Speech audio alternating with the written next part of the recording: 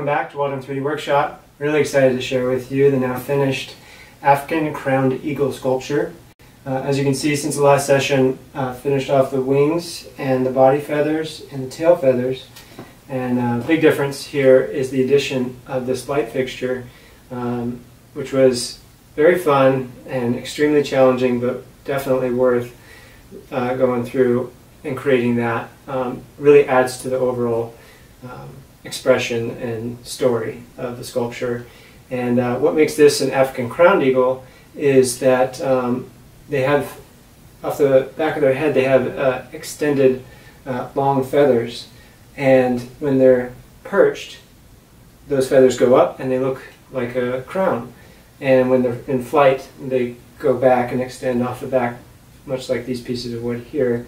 And that really lends itself as well to the overall message I'm hearing God say, which is based on what the title of this is called Luminary. And a luminary is someone who is influential and inspirational, and especially in a prominent sphere. And so what I'm hearing is that we're all, including myself, we all find ourselves in a very specific sphere, and in doing so we have a choice, like this eagle, to go after the light, focus all of our attention, all of our energy, and passionately pursue the light in the darkness. And even in the darkest places, the light can be found. And in doing so, we start to embody that light and shine brightly with it and illuminate ourselves and release that light for others and positively influence and inspire.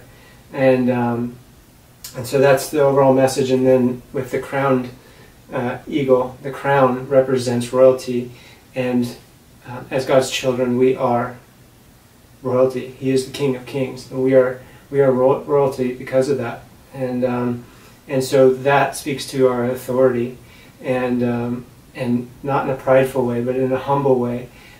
We walk with Him, and we carry His authority of love into every atmosphere, into every situation, and we have the ability to unite with Him